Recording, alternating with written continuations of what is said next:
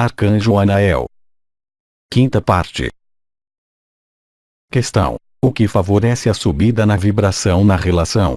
Na relação, a única coisa que faz subir a vibração não é a relação de apego, é a relação de alegria. Ou seja, se você é capaz de despertar, no outro, a alegria, fazê-lo rir, você sobe na vibração ao mesmo tempo que ele.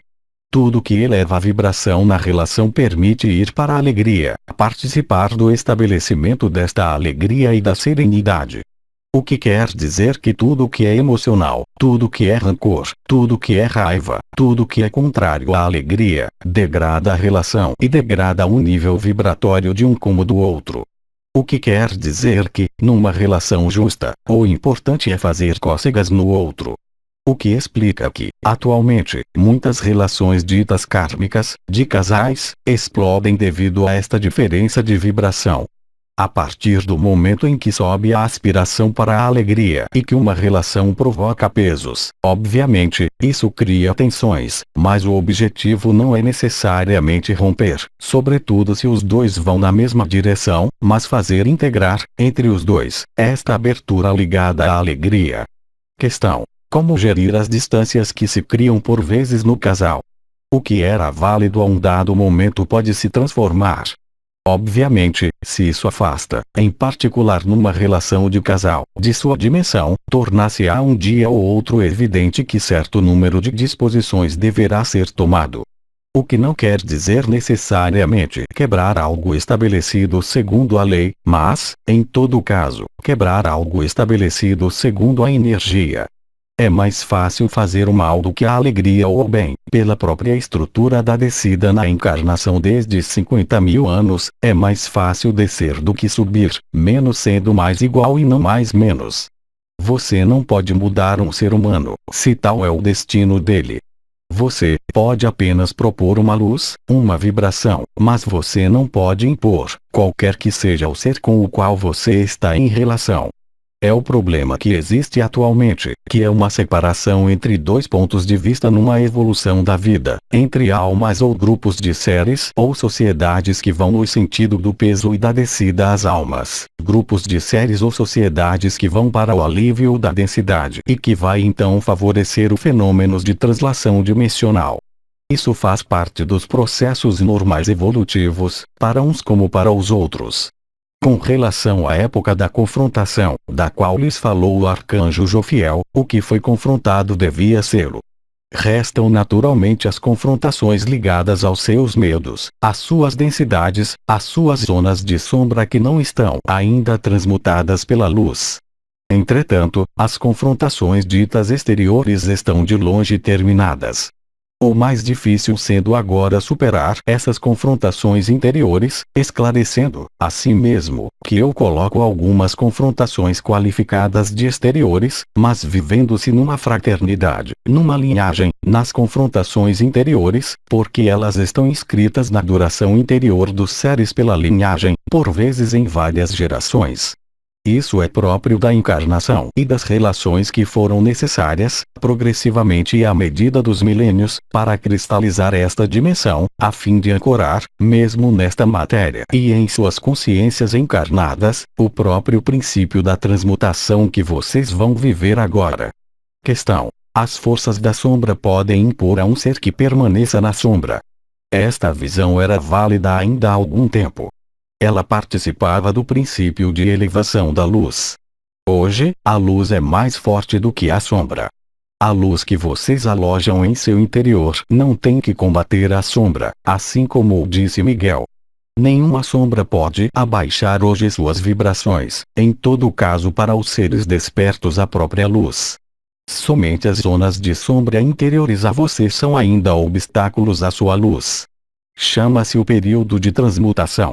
A pressão de radiação do ultravioleta que nós emitimos com Miguel, acoplada em breve com o Espírito Santo, permitirá retirar as últimas zonas de sombra.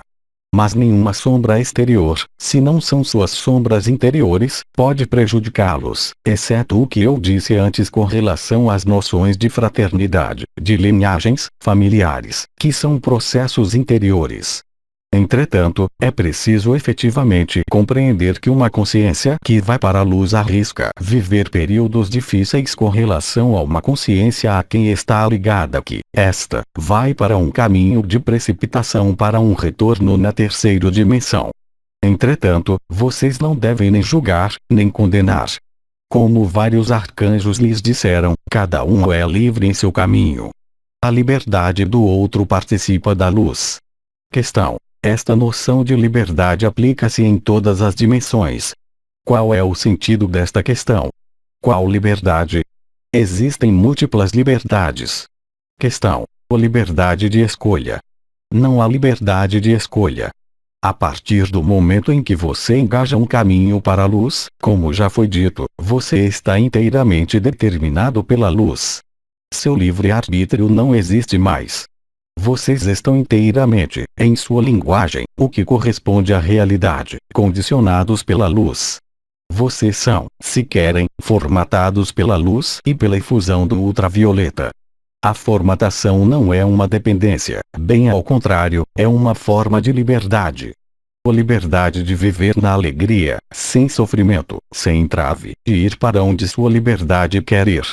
Essa é uma liberdade, mas não uma liberdade de escolha. É uma liberação.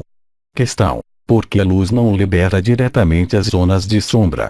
Há dois modos de se liberar das zonas de sombra. O primeiro é a morte.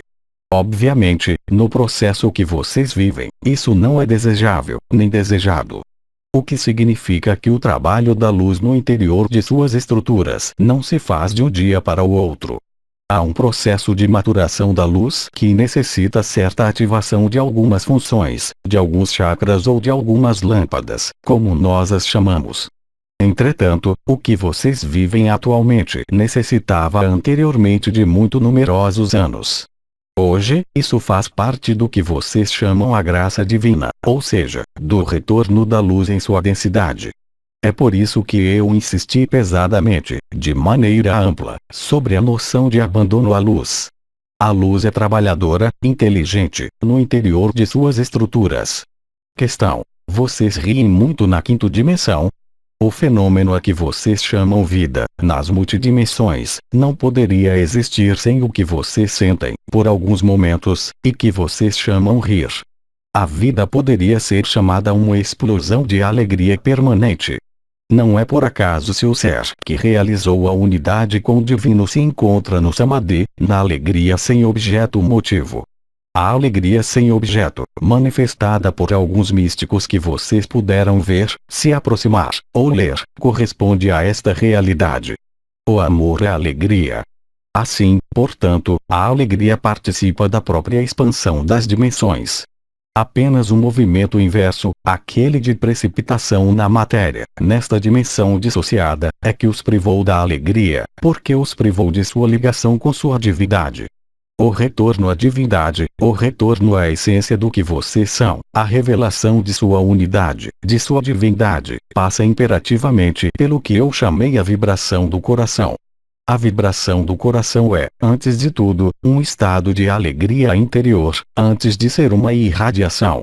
Vocês não podem irradiar a alegria sem ter encontrado a alegria. Não temos mais perguntas. Agradecemos. Austris Dimensio, 22 de maio de 2009.